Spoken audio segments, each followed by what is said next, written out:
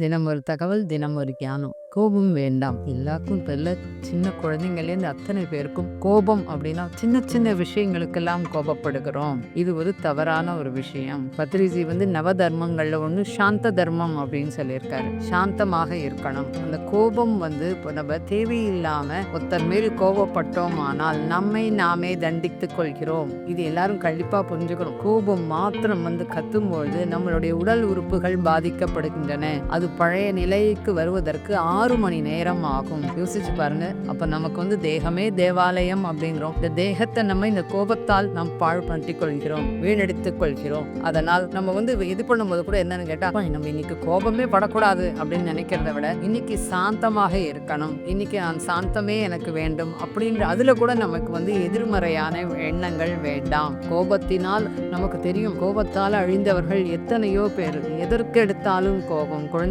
மேல் கோபம், வீட்டில் உள்ளவர்கள் மேல் கோபம், பெற்றோர்கள் மேல் கோபம். எந்த ஒரு விஷயத்திலும் கோபம் அப்படின்றது மனிதனுடைய குணங்களை அசுரத்தனமாக்கும், பாழடிக்கும். அதனால் கோபம் என்பது ஒரு தவறான ஒரு விஷயம். கோபம் வேண்டாம், சாந்தம் வேண்டும். சாந்தம் வேண்டும் அப்படின்னு சொன்னா என்ன பண்ணணும்?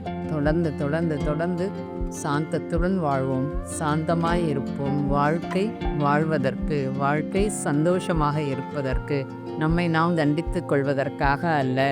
அதனால் கோபம் வேண்டாம், சாந்தம் வேண்டும் அப்படின்னு சொல்லும்பொழுது தொடர்ந்த தியானம் மட்டும்தான். நன்றி.